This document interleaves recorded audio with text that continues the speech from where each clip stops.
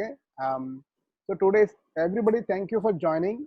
This is our 14th, 15th, 16th probably webinar by the BNHS students group. We are a group of ex-students of BNHS courses. We have got together and doing some spending time during lockdown. So this is our effort towards birding and conservation and education, everything. So today we have somebody very special, Saad Towheed. He is in UK. He is a 40-year-old young man, but he has not always been in UK. So he was born in Bhagalpur, Bihar, and he did his studies in different schools in Bhagalpur with Birla Vidya Mandir, Nainital, and Aligarh Muslim University in Aligarh. So he has spent equal number of days and time in all these cities. So he's very much attached to these cities um, um, as a as he had lived there. So, both his parents are retired professors of zoology from Bhagalpur University.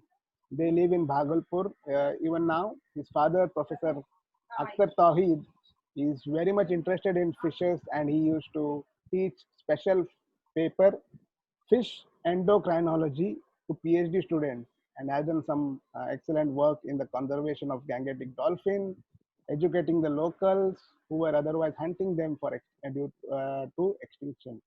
His mother too, Dr. Sela Sultana, was teaching silkworm pathology in BIST.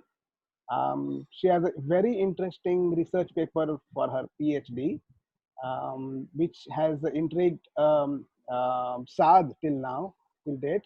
For her PhD, she calculated the amount of solar energy used by silkworm to finally bring out a silk sari.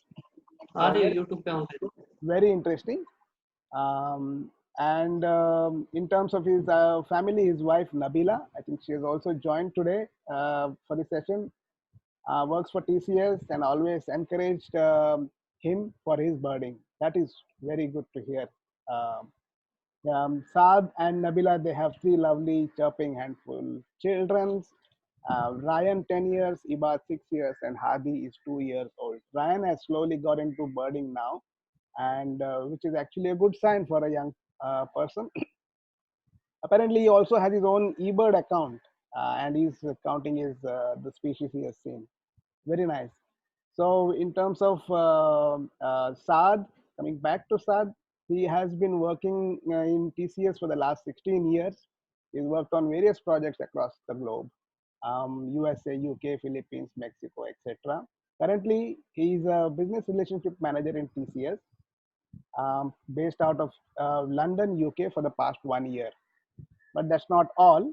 He has lived in Texas, US for more than 5 years. Apparently, he was not birding at that time, so he missed out on birding. But he lived in Mexico for 1 year, and he did a lot of birding there. And he recommends Mexico for birding for all of us. It is a great place for birding, he says. He's done birding in Philippines as well. That's how probably he knows Ravi, and Saudi Arabia also he's traveled. So today's speaker, Saad, is totally into photography. I mean, bird photography specifically. Some of his photos have been published in international magazine covers as well. He is working with Mexican NGOs to bring out a mobile app for birds for Mexico, which is still a work in progress.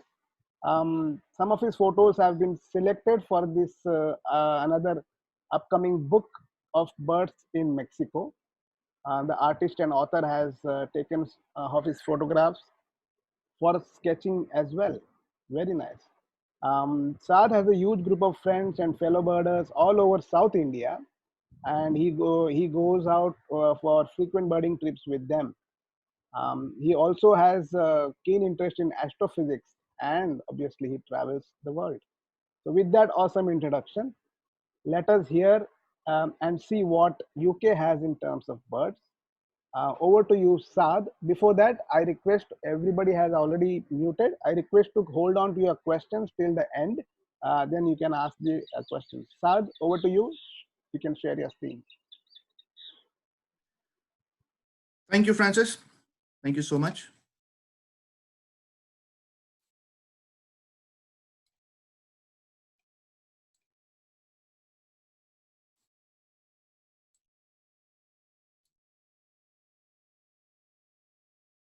Yes, we can see your screen. Thank you.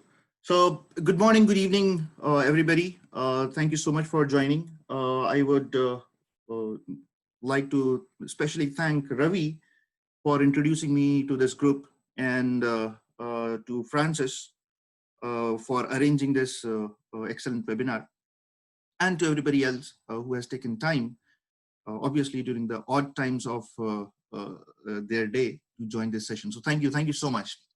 So with this, let us start the session. So this session will be a little bit different from birding. It'll talk from a lot of different perspectives. It is going to talk on the birds of United Kingdom, the count, the hot spots, and it'll also give a comparative study of the species distribution. So that is something that I'd like to showcase here, because that is what decides where to go birding for, what are the species that we are looking for, what is my target list, and how far are we in our target. So with that, let us scroll to the second page. This entire session, I plan to distribute into 4 different modules. The first will be an introduction, wherein we'll be talking about the UK geography and what are the birds in UK. Then there will be a comparison, a contrasting feature between India and UK. I have selected India because first thing is I am from India, and the second thing is I started my birding in India, and there's a lot of birders in India cumulatively, if we see. So that becomes a very nice subject. The third module, we'll be talking about birding and hotspots. Obviously, we are going to talk about the birding and hotspots of UK. And then there will be a closing remarks wherein we'll be talking about what are the birding societies here, what are their conservation practices, and then the closing remark.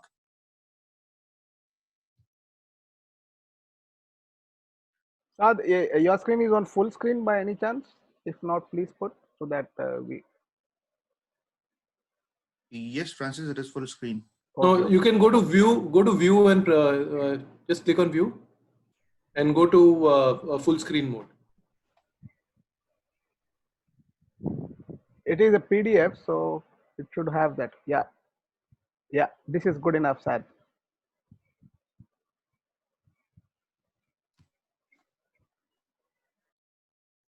Okay, it works. Thank you. So starting from introducing the UK geography. UK basically, I'll spend a little bit time here on the left side. It'll be a very short time, but on the right side and in the middle, there are some tables. We'd like to spend some time here because that is what is going to define this session, and also going to define how we bird, what hotspots we choose, and other stuffs. So if we see here, there are 4 administrative divisions in UK. So the green part that you see is England, this part. The purple one is Scotland. Scotland here has a lot of different islands as well.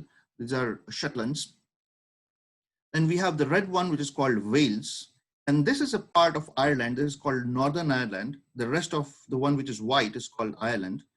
This is Northern Ireland. So these are the 4 administrative divisions that constitutes UK, United Kingdom.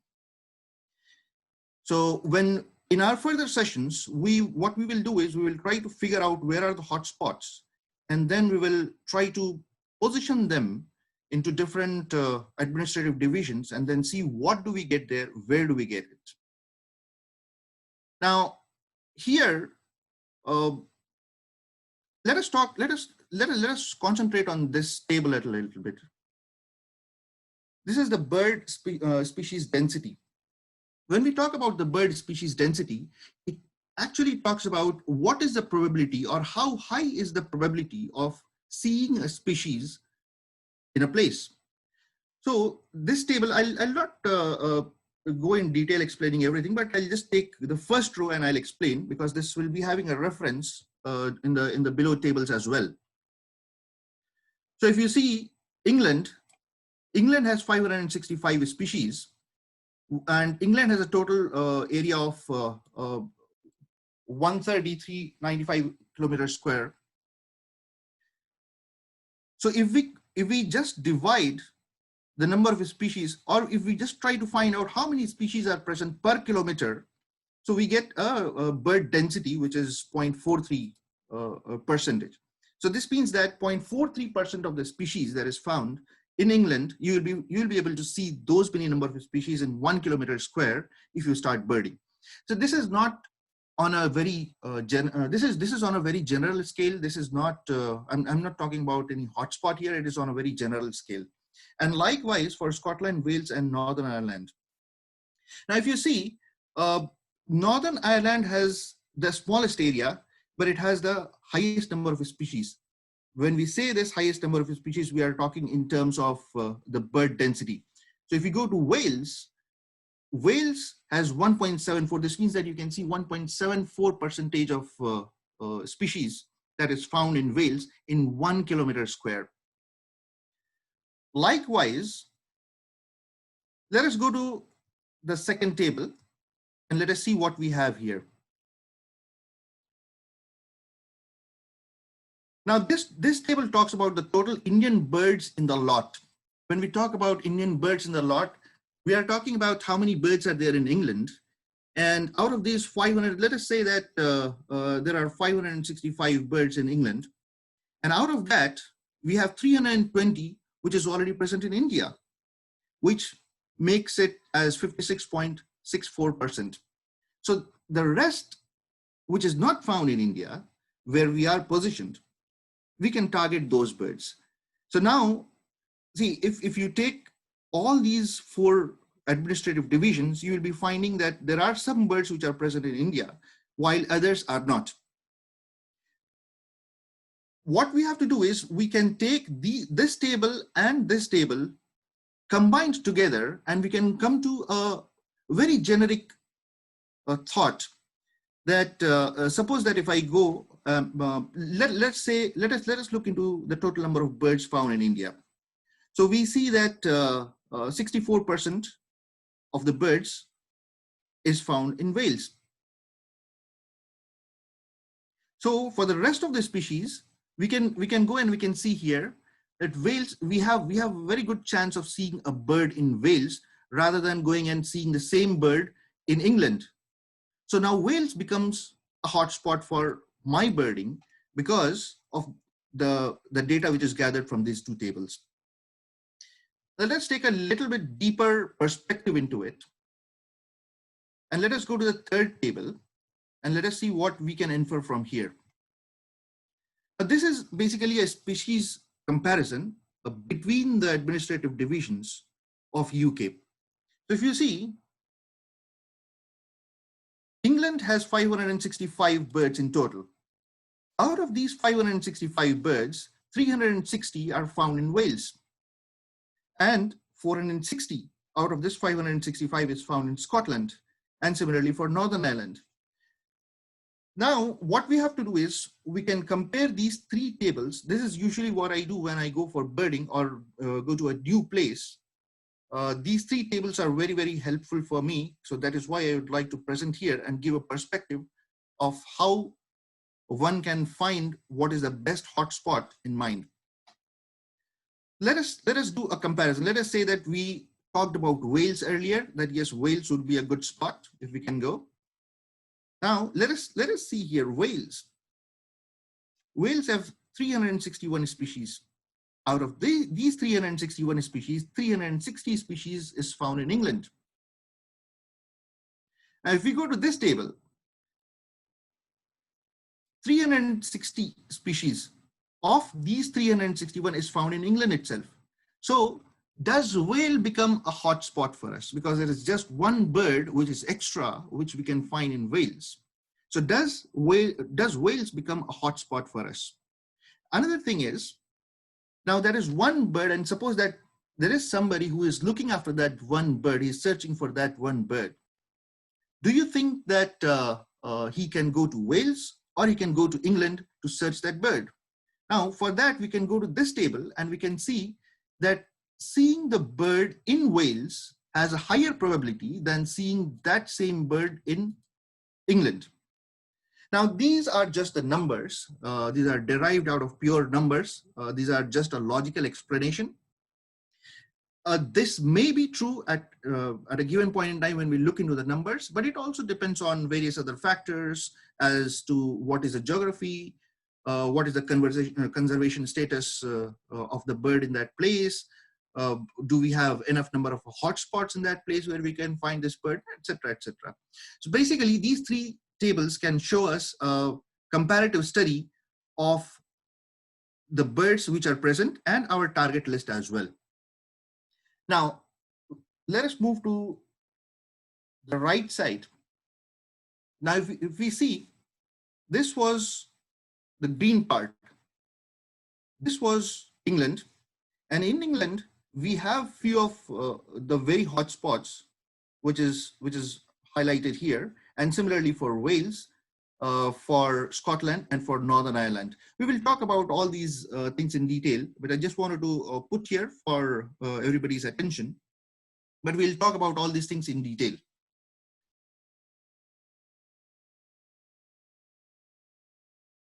In the second slide, I've just put some numbers together. We are not going to go through these numbers. It is just for somebody to look into it in case if they are if they would like to know more about it.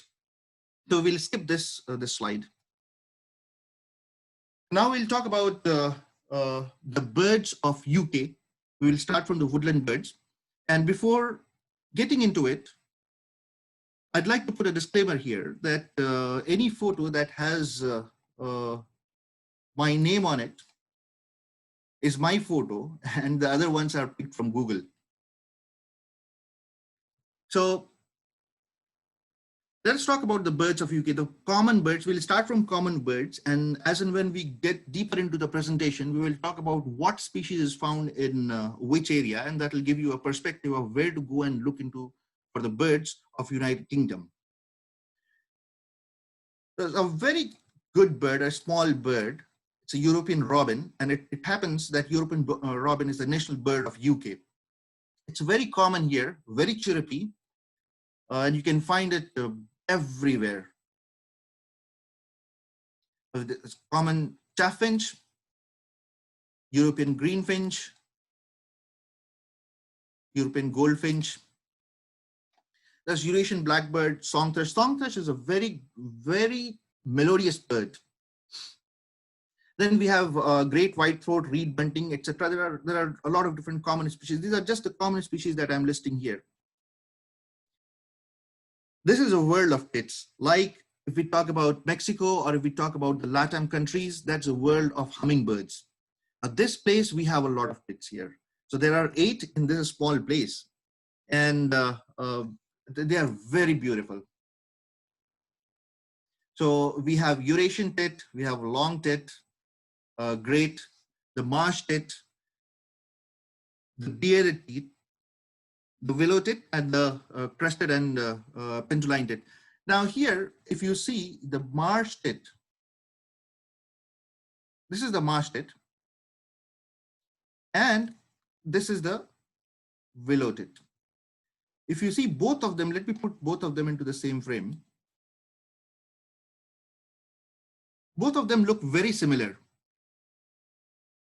And the difference in this is something that reminds me of India when we talk about the Drongos. The black Drongo, the identification mark is there is a white spot on the lower mandible and the lower beak. So this is one of the identification marks for marsh tit, but the willow tit doesn't have. The other identification marks are also there, that the cap is shiny, etc., etc. So, but this reminds me of India, about the black Drongo and ashy Drongo. There's a lot of pheasants here and a lot of stories about the pheasants as well, pheasants and crows. Jackdaw, the carrion crow, rook, and raven. So this raven is something. So let us talk about this a little bit. Raven is something that you would be seeing in the movies. Mostly, it comes in a haunted movie or there's some magic around.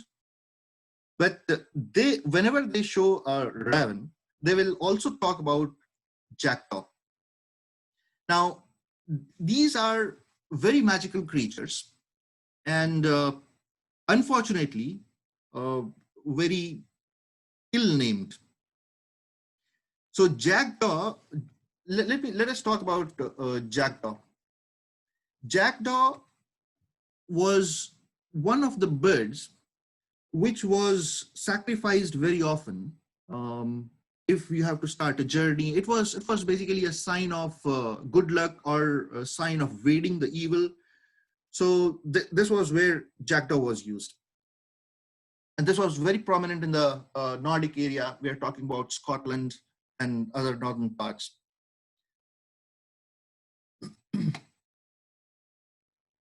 Then from the pheasants, we have beautiful pheasants here. It's a ring-necked pheasant.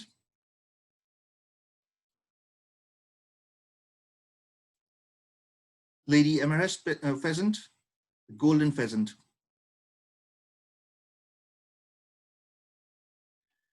This is a world surrounded by seas and oceans. There's a lot of water bodies here intersecting and crossing this entire geography. So this makes the ducks, geese, and the swan come here very often, stay here. They are having habitats. They are migratory birds. So this is a world of ducks. This is a world of geese and swans. There's a lot of them. And we'll give a number on how many ducks, how many geese, and how many swans are there. So there are some beautiful ones here. We're talking about hooded merganser. We find great scaup, canvasback. Canvasback is a little bit rare here. It's not seen so often, but I was lucky to get one. We have a lot of ducks. We have goose, greylag. Greylag is common here. Canada goose. Canada is one of the commonest one here. There's the whooper swan. A whooper swan, I got this one in Norfolk. It's a migratory bird there. And we have smew. Apart from this, there's a lot of other birds. There's a lot of other geese as well. So this basically talks about a general opinion of the birds of United Kingdom. So we have great number of warblers here. We have 54 reported so far, 54 species reported so far. Flycatchers are difficult sightings, but there are 24 flycatchers which are found here. The ducks, geese, and the waders, they are everywhere, as we discussed before, they are everywhere. The seabirds and Arctic birds are migrants and can easily be seen in winter in the coastal area. We'll talk about this in detail as well. There are beautiful seabirds which you can find here. The scotters, divers, loons, shearwater, gullmouth, puffins. They have a very good breeding habit, and there's a lot of conservation activities also going on for the scotters, divers, and other seabirds. This, by far, by large, is one of the best places to see the seabirds here. Gulls are a very common sight. They are all over the place. There are 24 species of gulls which are found here. There's 15 species of geese which is found here. Most of them are winter migrant, but some of them, like Canada goose, greylag, these are the normal resident birds. There's 20 species of sandpipers, 7 herons, 3 bitterns, and 11 plovers. From the raptor species, we have 5 eagles, 5 hawks, and 2 kites. Kites are a little bit rare to see here. In London, there's a kite which is called red kite that was almost going to be extinct in UK, and then there was a lot of conservation activities that went in, and finally they were able to establish some habitat for red kite, but those habitats are outside London. They are not here.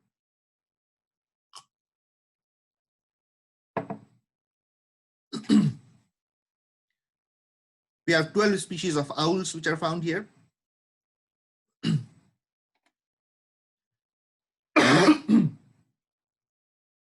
The common kingfisher is a treat. So I was birding once in a RSPB facility, and there was a common kingfisher that just went past just like this, and people were so excited. They were like, "Did you see a blue flash? Did you see a blue flash?" I was like, "What is blue flash?" Then later I came to understand that okay, this common kingfisher is called a blue flash here. So it is a very rare species here. It is a treat. I must not say it is a rare species. It is a treat here. It's a treat for us as well. Any bird that comes that is good. But common kingfisher has respect here. One of the things that I'd like to bring about here is, and we are going to talk about this in the later slides as well, the power of common species. We have a lot of species which is found everywhere at a place where we live in, but there are places in this world where this becomes scarce and this becomes a rarity. Let me give you an example of cattle egret. Cattle egret in India is like, I'm pretty sure that if there's a lot of people in birding, they might not be even having a decent photo of a cattle egret. Or on the other hand, if you go for birding and if you see your list, there will be cattle egret in every list, whatever you prepare. Here, I went to a place here for birding. It was RSPB Rainham, Rainham Marshes. And when you, things are very organized here. So when I reached the reception desk, I asked what are the different species or what are the species which is found today and where are they found? And the first thing that came on the list was cattle egret. I said, what? Okay. So I went there and while I was going, I did not pay attention to the cattle egret. And I was walking past it. There were a lot of people with big 500, 600 mil cameras. They were positioned there. And I was like, what are you guys looking at? And I said, you see there? It's almost like 500, 600 meters down. You see that there's a buffalo there. Yeah. And you see a white spot just right to it, just there. Yeah. That's a cattle egret. Okay, good luck with that. So that is what is when we look into the common species. So we should not. We will talk about the common species in the upcoming slides as well. Now moving to the next slide, it gives a general birders and bird photographers mindset comparison between India and UK. And I would like to keep a lot of different geographies in perspective of India and UK as well. So if you consider Mexico, I would like to place it in between India and UK because these two are like extreme ends for me. So anything that comes, any geography that comes, that will be in between India and UK. So we can talk about this in detail as well. But taking the two places in mind, let us talk about what is the birders or bird photographers mindset comparison. This is again based on what I feel or what I have seen past 1 year. I might differ or I'll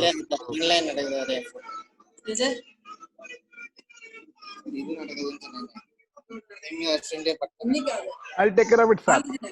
I might differ. I might be having an opinion which is formed over where I'm basically I'm here for 1 year, a little bit over 1 year. So the mindset might be a little bit. The thing is, other people might want to disagree, but this is what I have seen here in India. There's a whenever you go for birding with a guide is the best approach here in India, and that may be because of several reasons. India is a vast country. There's a lot of different habitat, a lot of different geographies. We have seen in some of the sessions that BNHS has arranged.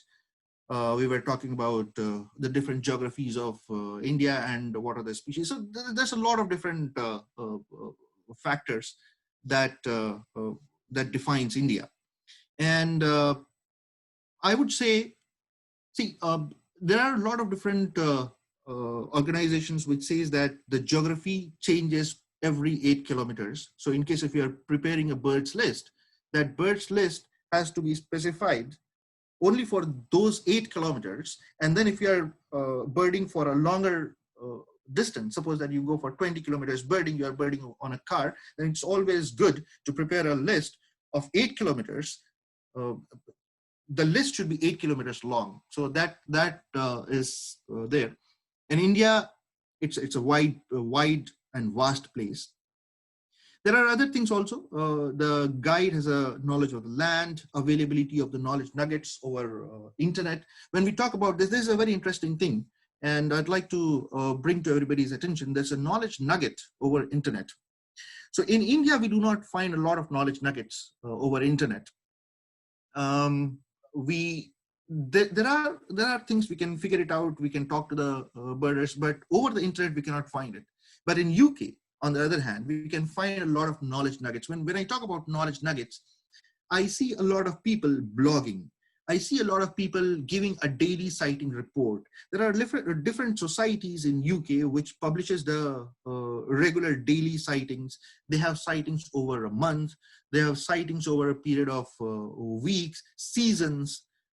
So there are a lot of different aspects, and there are a lot of different views. There's a lot which produces a lot of different knowledge nuggets over internet in UK. Other thing is personal security, but let us not talk about that.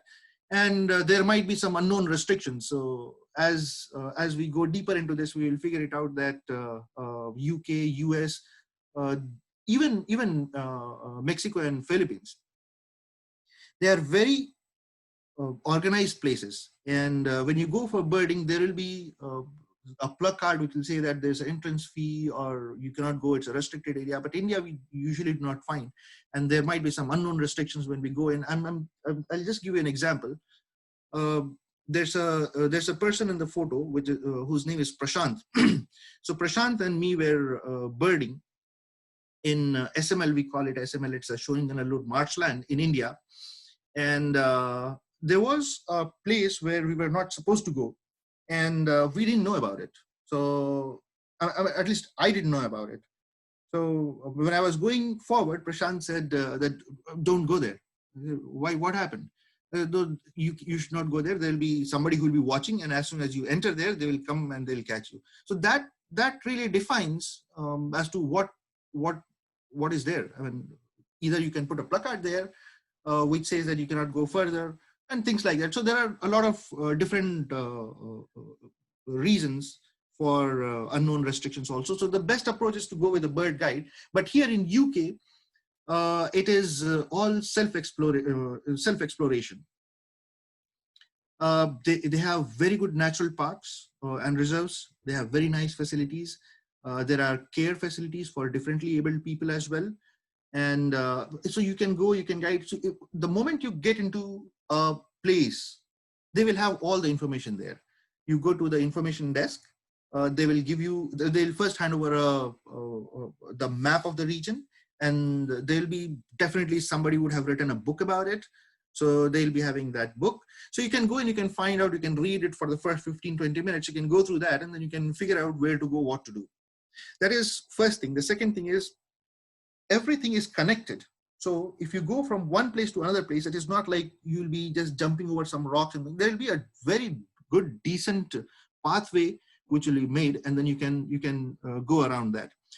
Obviously, there are places in UK as well, which is in the forests.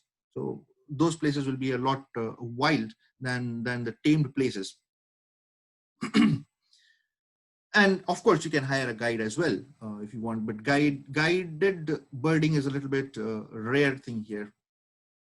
The second point that I'd like to bring about, which I have seen in the contrast here, in India, we tend to involve the kids in birding at a very, very early age, or at least that is what is a trend that I have been seeing. When we talk about involving the kids, there's a lot of parental supervision, which is there. There's a lot of classes. At least I know a person, a very good friend of mine, Selva Ganesh, and he is from South India. He runs a school, And he has his school. He does a lot of. He was basically awarded the eBirder of the Month back in 2016 or 2015, if I don't remember exactly. So he and the kids of his school, they are into birding. So he teaches the kids birding as well. And on the contrary, what we see is as and when we grow old, so the age catches up for Indians and we slow down. There is a tendency. Okay, so not everybody, again, it's not for everybody, it is just a general opinion. But in the UK, if you see, birding is a personal choice. I have seen very young kids in RSPB. And on the other hand, I have seen people for whom age is just a number. Just yesterday, I was in London Wetland Center, and I was talking to one of the gentlemen here. He was pretty old, and he was very energetic. And he told me about all the birds that he has seen that day and what he's looking forward for. So it's a very nice thing to see. People they connect with nature very often. It's very nice that we see here. Other thing is we see a lot of people oriented towards photography, including me, and they can go to any length for a good photograph. In this photo, you can see Prashant. Prashant is the same person whom I was mentioning earlier, is a good friend of mine, and he has also a lot of publications. He was on one of the articles in a German magazine as well. So this photo is picked from there. So this is basically a story of lens versus the scope.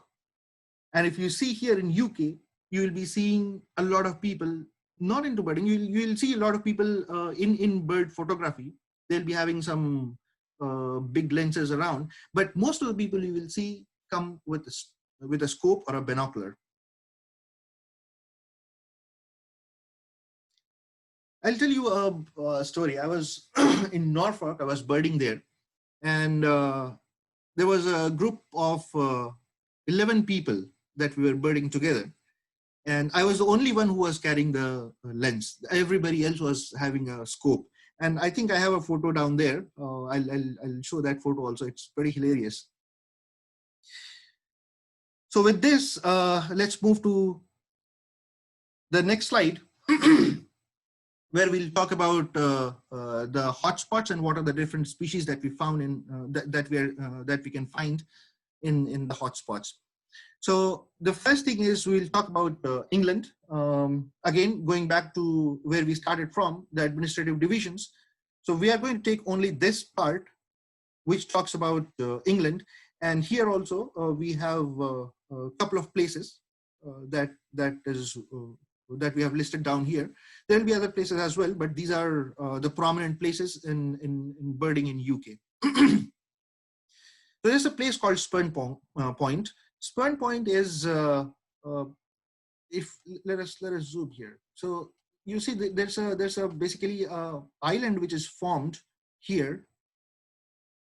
This is a photo from here. So if we try to zoom in into this one, it'll result into this. And it's basically a sand island. It's there's a place here called East Riding of Yorkshire, and there protruding the last point is the Sand Tidal Island. So it's a lot of birdie place, and there's a lot of different species that we find there. So there's a story as well. Initially, if you see, there was a road which would lead you all through this place to the tip. But back in 2013, there was a storm, and the road was washed away. So there's no further road. You will have to walk. But again, you will have to keep an eye on the high tides. If you go on high tides, then you will have to make sure that you return back before the high tide approaches. So there's a lot of things. The species that we find here is the red-throated loon. Let me zoom in. It's a beautiful bird. So red-throated loon is a very common species which is found here. There's a northern fulmar. northern gannet. When we talk about gannet, we have gannet trees as well. We'll talk about the gannet trees later in the slides. There's a greenish warbler, spotted flycatcher, red wing. These are the common species which is found here. There's a lot of seabirds. Obviously, when we talk about the island which is protruding into the sea, there's a lot of seabirds we are talking about. So this is a point. Again, we can talk about all the different species. I have a list in case if somebody is interested, I can share that list as well. So we spoke about Spurn Point. Let us move ahead and let's see what's next. And here we are talking about, we'll be talking about two counties together. If you see this, there are two counties. One, the upper part is Norfolk and the lower part is Suffolk. So there is a clay and salthouse marshes, which is located in Norfolk. We'll talk about that. There's a similar species or a similar count is found in Suffolk as well. But this is a hot, the clay and salthouse, it's a hot spot there. Again, anything that is there in UK has a story, and the story is very beautiful. And given the long history, there's a story for everything. So this again was this land which resulted in clay and salthouse marshes was purchased in 1926, and then it was declared as bird breeding sanctuary. So from there it grew. Initially it started with 57 hectares, and then there was another place which clubbed into it, and then right today it has more than 300 hectares, which is dedicated for bird sanctuary. Again, if anybody is interested, they can go into this site and they can get more details on that. We will leave that, we'll skip that part. So there are different species which is found here. There's a bearded tit. There's snow bunting. Snow buntings are beautiful. They're winter migrants, but they're beautiful. There's a common squatter. There are a lot of different squatters. This is just, I've just put here as one of those. Then we have a lot of goose, Arctic loon. We talked about Arctic loon in the previous slide as well. Sorry, we talked about a loon, red-throated loon here, which is found in the Spurn Point. And lower down, if you go here to the salt and clay house marshes, you should be able to see the Arctic loon as well. Moving to the next hotspot, we will move from here to here, which is Cornwall. Here we'll talk about this entire stretch of Cornwall. They have a lot of birds here. This entire stretch of Cornwall. This part is Cornwall. We have a lot of birds here, but the interesting place that we are going to talk about is Skomer Island. There's an island 45 minutes off the coast from here.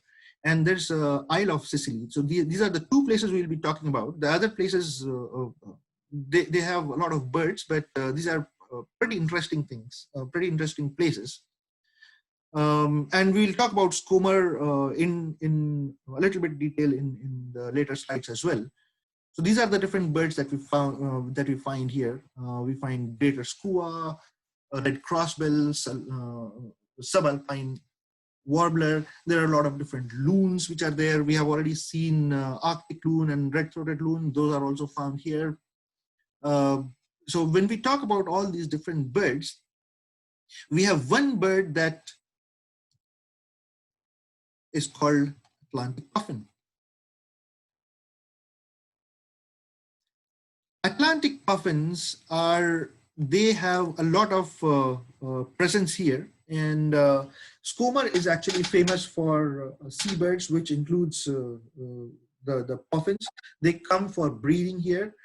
Puffins are very strange birds, and they basically build the nest in the ground. So, and in Skomer, you can just go there and you can land into that island. There are paths which are made. You can go through those paths, and there's a place which you can hire to stay there. There's a night stay also, which is there. but because it is a bird conservation area, so there's not a lot of electricity and all. So you will have to make sure that you take all your equipments charged enough for as long as you want to be there, because there's nothing that you can use there for charging. The puffins basically dig their nests in the ground, and when you go shooting, you are lying very low, and then you will see a head just pops up, and that's a very interesting thing. Okay, so at times you'll go, you'll find you'll hear the noise, dig dig dig dig, all those. So they are clearing their nest. It's very nice. And then there are other birds also. Razorbill is also very common here.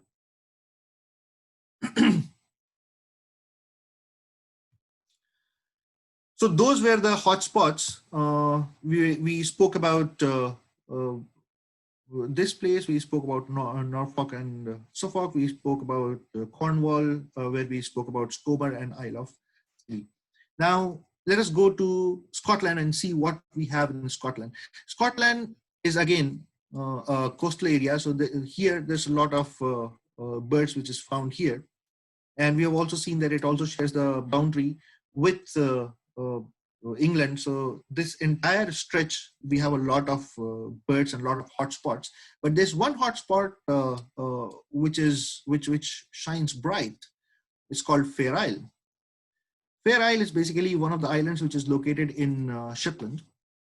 And again, there's a very interesting story about this as well. Fair Isle has been occupied since Neolithic times, which is remarkable because the lack of raw material on the island.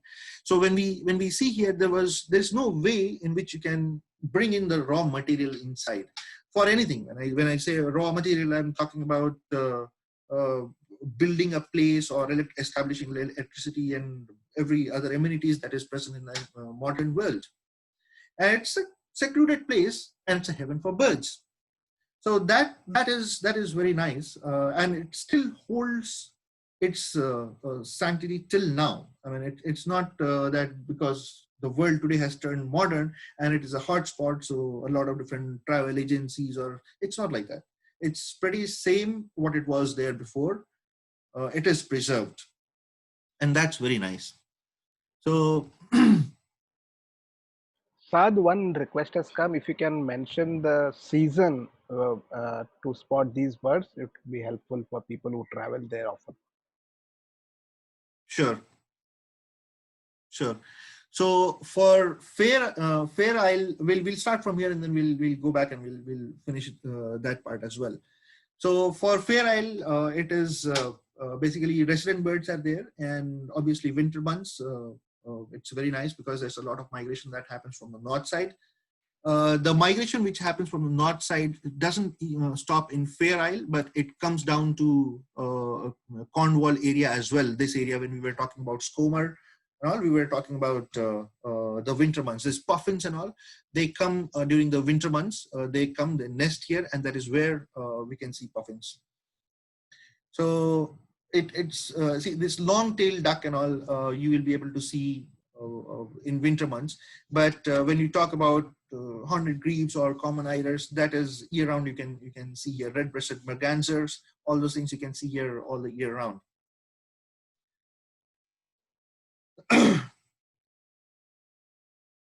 So this is one of the hotspots which is present in Scotland. I have purposefully left out the Northern Ireland and Wales. Wales also has a lot of different areas, but in my opinion, if anybody who is coming here and they come during the season, which is again the winter season here, if they can cover, let me go back to the first slide. If they can cover this part, which is the Cornwall side, Norfolk side, and the Shetlands, I don't think that you really have to go to other places. So these, in my opinion, are the best places and to see most of the birds which are present here, unless until you have some specific request or a specific requirement in these areas. Like if you go and see, we were talking about the crows and pheasants. If you talk about the hooded crow, this hooded crow can be found Hooded crow can be found here as well, but in Northern Ireland, the density is very high. So if you are looking after the hooded crow, then obviously you will have to make a trip here.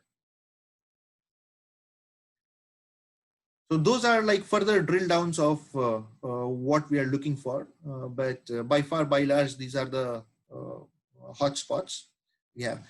Then let us turn the page and let us talk about some urban birding. Now, why I have introduced this page here of urban birding is because of a couple of things. The first thing is, I was in Manila, I think last year or last year. And I was very hopeful that we will see a lot of different birds. It was a new geography for me, so I was very much hopeful. But I entered Manila. There's a place, BGC, and there's a lot of tall structures, tall buildings and all. And I was not able to see any bird at all. And then I just went out and I was just probing here and there during my recess time. And all I was able to see was a brown shrike. I was like, what happened to all the birds? Where are these? And later I figured out that it is not the only place which is developed in a country. There are a lot of different places as well. If we talk about Chennai, if we talk about Delhi, if we talk about Mumbai, if you go to the hub, there's no birds there. There's no bird there. But the moment, I think Ravi also presented, he also brought out the same point when he was talking about birds of Philippines, that in the city, birds, the density of the birds are very less, or with the amount of construction which is there, the birds have already moved out. So in Manila, in Philippines, the density of birds are very less. The same thing happens when you go to places in Chennai, places in Delhi. The concentration of birds are very less. Why I'm making this is I'm certainly aware of different places in these areas. Like we talk about the national parks, we talk about Gindi National Park in Chennai. There's a lot of birds which are there, but those are just, we do not see a very wide range of birds flying around. But when we talk about London, the things are not like that. There's a lot of different birds that you can see in London. The moment you go out, I can tell you that if I go out today, though it is the weather is a lot gloomy, it is raining, but if I go around for 20 minutes, I'm 100% sure that I'll be able to identify at least 25 different species within my campus. That is what is London. They do a lot of work in bird preservation, bird conservation, and there's a lot of different things that are there. When we talk about urban birding, there's a lot of places in London. We are talking about RSPB Rainham Marshes. They have done a lot of work. Then we talk about London Wetland Centre. There's a whole bunch of places which are here within London, within the greater London, within the boundaries, where you can go and see a lot of different birds. Not only that, you can just stand by the Thames River, and then you will see a lot of gulls. It's a place I was pretty astonished by the contrast that it drew from my old experiences to this place. So it's very nice. One of the places in Greater London is RSPB Rainham Marshes, and we'll talk about that because that is one of the hot spots in London as well. So in case if you are coming to London for a business trip and you do not have any plans to go out to other hotspots, whatever we spoke about, these are the places that you can go. The prominent among them is RSPB Rainham Marsh. So it is a 411 hectare land. This land was initially given to the UK military, and the military used to do target practice there. So there are still a lot of different boards which are hanging. They'll be having numbers written, and somebody back there used to point a gun, fire, aim. So they used to practice there. Till date, you will be able to find some cartridges here and there lying around. So now that land is claimed from the military, and it has turned into a marsh area, I mean, for the conservation of the birds.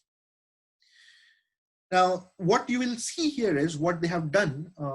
I'll be touching a little bit on the conservation standpoint as well. And I was walking around along the edges of this Rainham Marshes, and the River Thames flows very parallel to this, very near to this, and we have the Rainham Marshes. When I was talking to a lot of different people, I figured out that there's a wall which is there. It's a wooden wall. That wall was built in some 16th century. That was to prevent the water from coming in, from gushing in. And then that was not enough. Some of the high tides, the water used to come, is to wash away all the habitats. And then there was another cement wall which was built. That wall also was breached at one point in time. Then there was another which was built on top of it. So what I'm trying to make a point here is they really do care about nature here. So it's not that, and this is not something which is happening right now because of the global warming. It's been happening here for a long time, and that's how they preserve their history. That's how they preserve nature. That's how they sustain a lot of things. Let me show you one photo here. This is basically the Rainham Marsh. And if you see this part, this is the ridge that is artificially constructed. It was not there. So this ridge is artificially constructed, and after this ridge, you have River Thames. See, all this construction and all this is all London, the skyscrapers of London, which is there. And then the River Thames flows down here on the other side of this, and there's a ridge. So now when there's a high tide, the water will not come in. So there's a lot of different things that they do here, that they practice here, which is very good.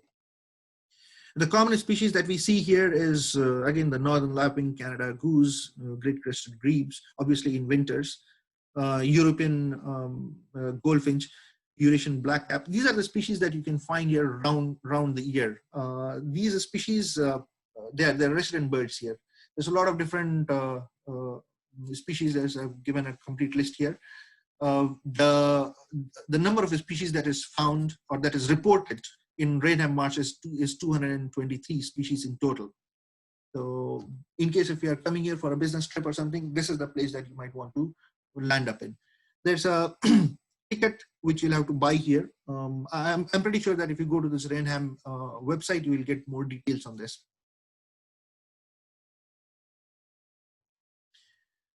Now moving to the next slide.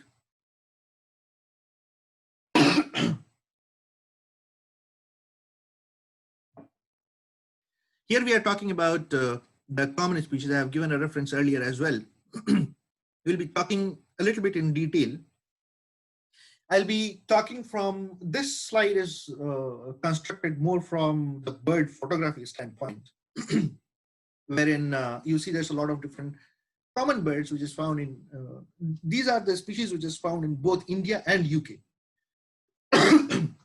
So if you see, in India, we have cattle egret. Cattle egret is like any place, anywhere you see there is cattle egret. But here it becomes a rarity. Same thing happens with common kingfisher or the little ring plover.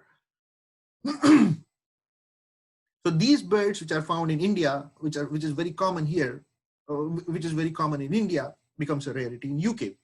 Likewise, sorry.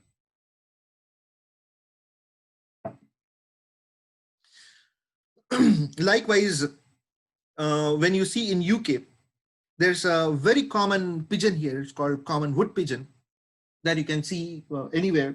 In case if I look out, I should be able to see one. The common wood pigeon is found in India as well, but it is not as common as what it is here. So when we talk from the photography standpoint, we should really not underestimate the power of common species, because when we go out with the guide or with fellow birders, we hear a lot of different common phrases. And these common phrases are like, oh, there's a very common bird here. You'll find it at every corner. You don't have to look into it. We'll come back later to see this. And all different kinds of things which is there. if you see here, there's a lot of different common species which is found in India. And here in UK, it is a treat. And same thing for UK as well.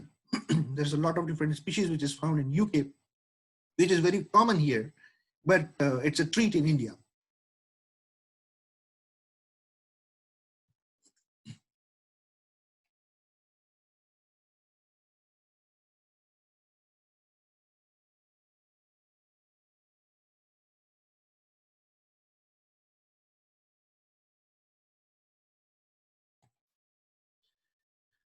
When we go to the next slide, there's a lot of different natural sightings that you can't miss when you are here. I mean, obviously, if you are there in the season. There's a couple of them which I have brought out here. There's a RSPB Snetisham. Here, what happens is there's a lot of different waders, particularly knots, which you can see in autumn month. They come. What happens here is they land on the sea surface. And I'm sure that it is very similar to murmuring of the starlings that we all know about. Here, when the high tide comes in, so when the high tide comes in, the birds, they're on the surface of the water. So when the high tide comes in, they start pushing these birds towards the land. And since it is high, the bird starts taking off from the sea surface. Now, it looks like they are riding the waves, and that is what it becomes a natural sight. It's awesome to watch that. So as and when the tide comes in, you will see a big wave of waders, especially knots, going up riding along the waves. So it's like surfing the waves. So that is very nice. It is very nice. It has to be seen in autumn month. Then we spoke about Skomer. Skomer is island. It is famous for puffins, and this is one of the places in UK wherein you can see the Skomers there.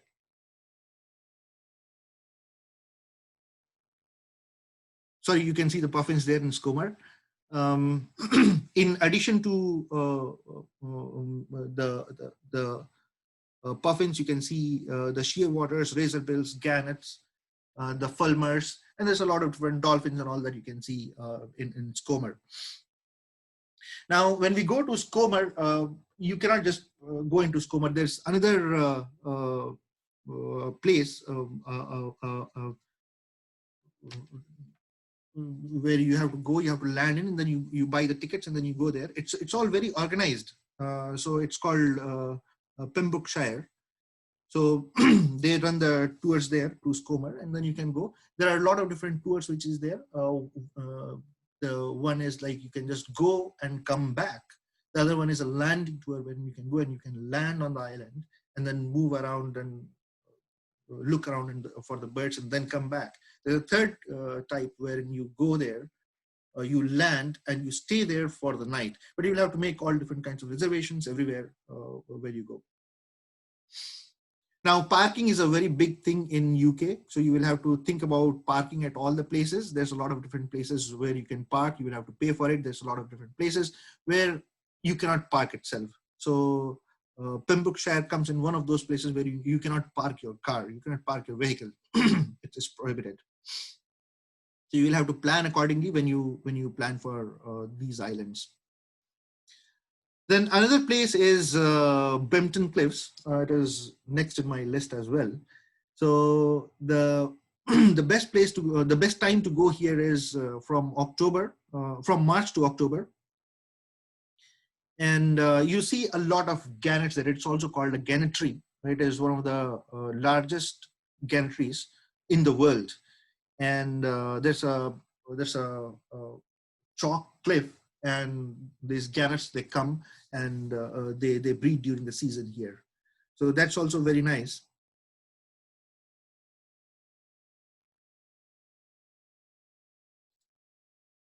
See, there are thousands of gannets here that you can see.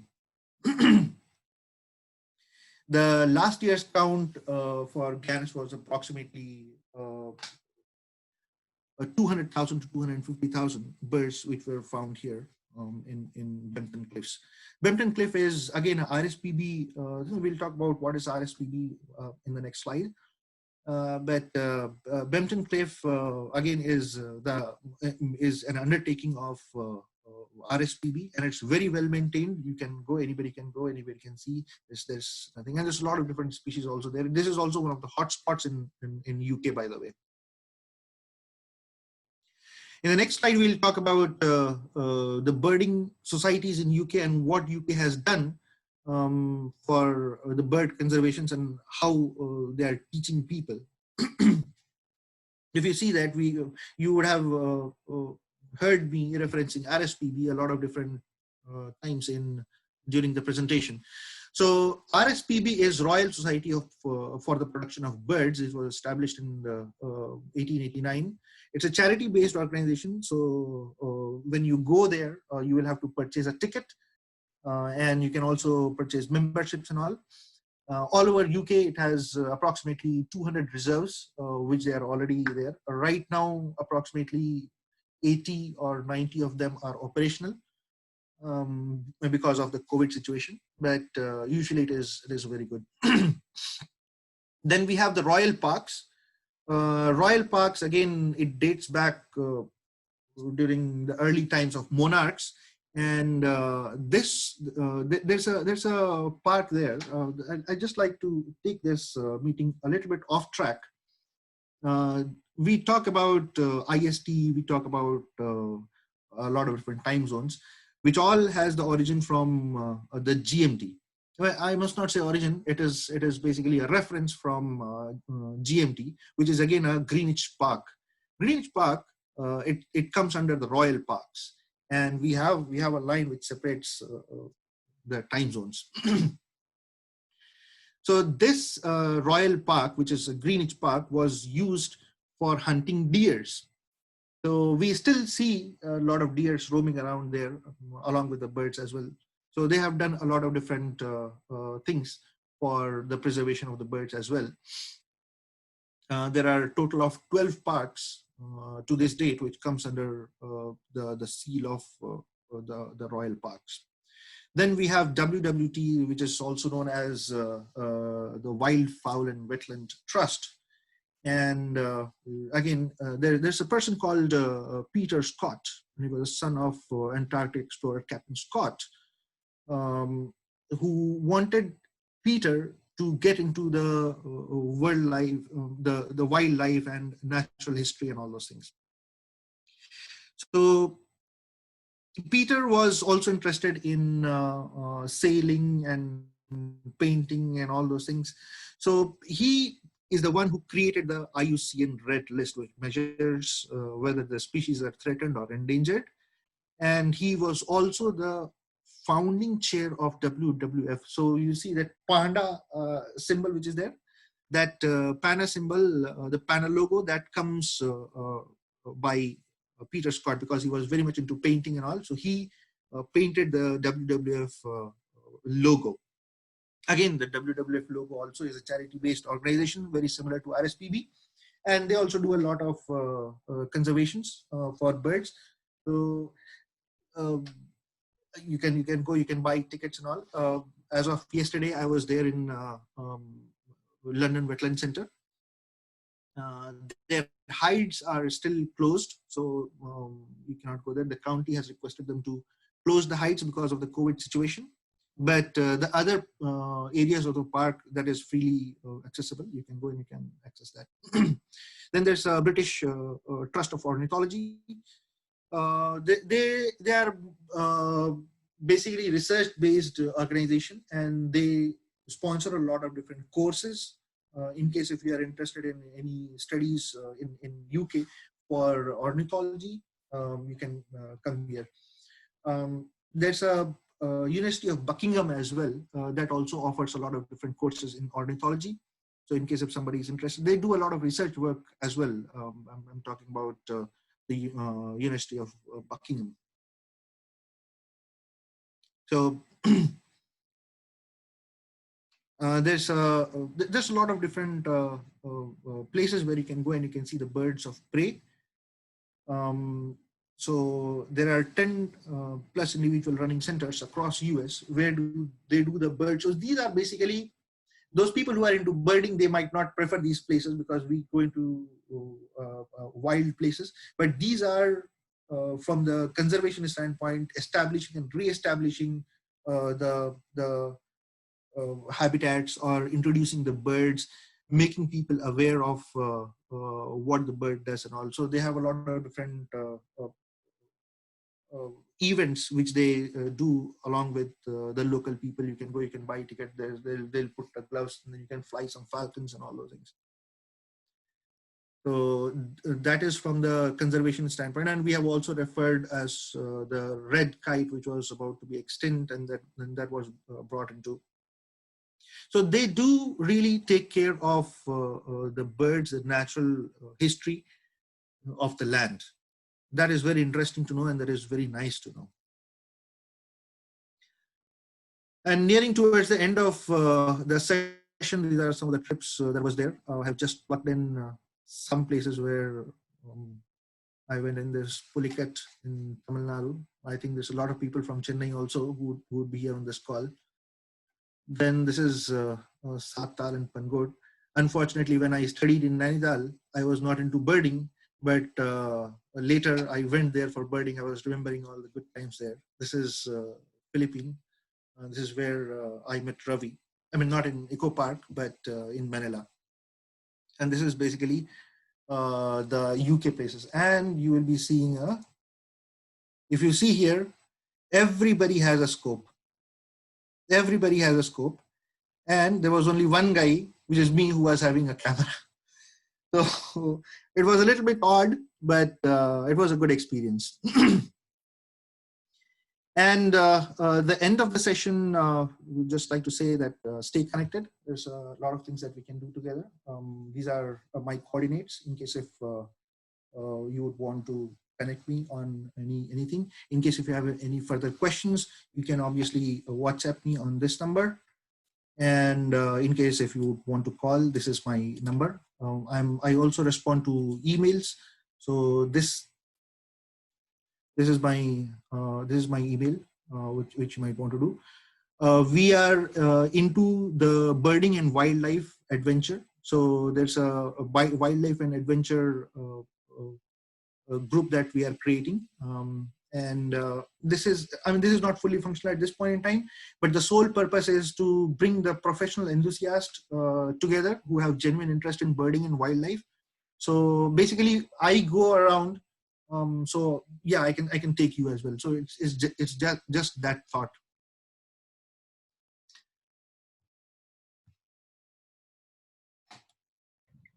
All right, Saad, thank you very much for taking us through the UK various hotspots, the conservation activities, and comparison with India.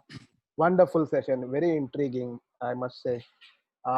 Questions can come in through chat, and also you can unmute your device and talk about it. Rajeshri, Joshi, if you can unmute and ask your question directly, I can also read out if you are not able to. Yeah, I just wanted to know, because normally when I go, I stay at Nottingham, and I have visited twice that David Attenborough Nature Reserve. But any hotspots nearby, near Nottingham? There are a lot of different places near Nottingham. You might want to visit RSPB. They have a RSPB reserve very near to Nottingham. Okay. Okay. So that is one of the places that you can visit. Okay. Yeah. Thank you. Thank you. Others also, if you want to ask a question, unmute and ask. If you are not able to speak, then you can type and I will. Saad, from central London, I mean, the hotspots that you mentioned would be like 30 minutes away max. Yes. Are you talking about the Rana Marshes or the London Yes. Center? Yes. Yes. These are within the boundaries of London. So wherever you are, max of 45 minutes, you should be able to reach these places. with London And traffic. these are very well connected No, in no. terms of tubes or buses or anything. So it's fantastic. I mean, you can reach there. There's no issue. It's within the M25. Is that what it is? Yes, it is within M25. Anyone else has any question? Yeah, sadly. And sorry, are there some birds that I know you talked about the cattle egret, but other than that, which you would consider going a long distance to go and see? I'm sorry. Could you please repeat your question? I said, are there any birds that you would consider going a long distance to see? Yeah, there are a lot of birds. I'm talking about puffin. This is my next target. Okay. Unfortunately, for this season, it was not open. But for the next season, most probably I should be visiting Skomer. I have a plan for Skomer for Atlantic puffin. I'm also looking for the loons. Let me show that. This is the Arctic loon. I'm looking for this loon. There's a red-throated loon. So yeah, I'm looking for these birds. The gannets is another thing. Gannets you have to see in winters when they come almost towards the end of winters, where they come. There's a very nice meeting sequence for the northern gannets. So these are some of the species that I'm looking for. Okay, nice. Saad, I must say that when I lived there for 4 years, I was not into birding, and I know what I've missed now. I don't know when I'll go next. Definitely. Francis, you still do not miss anything. You can still plan. That's right. Yeah, I don't know when, right? So, any other questions, anyone?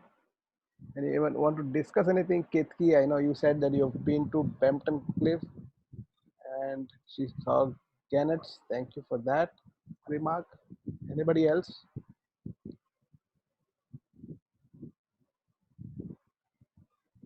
If not, to all the participants, thank you very much for joining in today and attending this session. Thank you for your time and patience and attention. Ravi, thank you for sharing your Zoom account today. Also, thank you for introducing Saad to us. So that's something great. Thank you very much for that. Finally, Saad, it was a wonderful session. I already mentioned. We look forward to meet you whenever we come to UK or whenever you come to Mumbai. That's where I am, and I'm sure others also will like. So thank you very much for this session. And Nabila, thank you for supporting Saad as well. Thank you. Hi, I'm Dr. Panchanan from India. Can I speak few words about Saad? Sure. Sure. I am Dr. Panchanan from Madurai, southern part of India. Myself and Saad and Prashant, I was lucky enough to travel with him to Satal and Pankot. These two people are really very serious birders. First time I went with them, actually it was the first birding tour for me. He was very, very nice, very cooperative, very helpful for me in identifying photos and everything. Hello, Saad. Mr. Saad. Yes, go ahead. Mr. Saad. I think that's my father. Very nice to listen all your lecture. Ajay, can you tell me the image of the photograph of a bird you are showing in the meeting? Is that belong to the shoe builder? Shoe builder bird of American boundary. Shoe build the image of the bird showing in your photograph, in one of your photograph, is it belong to the shoe build family? That's a little bit technical question which I do not have the answer to, but definitely I'll get back to you. He's my father who is asking this question. Okay. Talking about this bird, it is the common chaffinch, but definitely if I do not answer your question, I'll connect with you offline. and I'll try to answer that question. Well, thank you. Thank you very much. Thank you very much for a very nice presentation, and congratulations to you from myself. Thank you very much. Thank you, Dr. Towheed. Thank you very much for asking that question and coming on this session. Anybody else has anything to say before we close? Panchana, can I Yeah, conclude? yeah, go ahead. Go ahead. Actually, we will get up by 6 o'clock or 5 o'clock in the morning. We'll come to the room around 6 or 7. There is no water, no food, no restroom, nothing. Only birding, and photos. These two people are very, very serious birders. I was lucky enough to see many birds with them. Once, it was a knee-deep water. It was a very chill water. It was in Himalayas. You can imagine how chill it will be. For taking the photos, they went into the river. Both of them went into the river. I was standing there tall, high above in the mountain. They are all very serious birders. I'm lucky to work with him. Saad, it was a really good presentation. I am looking forward for you to travel with you again. I am happy that that Pankot photo you posted here. That photo I took. Do you remember it? Yes, Panchanathan sir. Yeah, it was a nice trip. Thank you, sir. You're welcome. Thank you, Panchanathan sir. Anyone else want to say anything? Ask. Saad, any parting words from you? No, thank you so much. Again, I'd like to thank Ravi, a very good friend of mine, for introducing me to this group, and for Francis for arranging everything. Thanks to my parents. I think my mother is also there, but she would be on mute. So my entire family is here. My friends are here. It's a session. I'm pretty sure that I would have done justice in presenting the details. And I enjoyed it. I'm sure that you guys would have also enjoyed it as much as I did. So thank you so much. There's a lot of people joining from different parts of the world. From US on, it will be pretty late. So I don't want to hold you up. If you have any questions, you can always connect to me. I have already given my number. In case if you do not have my number, you can always get in touch with Francis. I'll be more than happy to answer your questions. So thank you. A big thanks for everybody. Thank you so much. Thank you very much, Saad, and thank you everybody for joining today. With this, we close the session. You may now leave the Zoom. Thank you. Bye.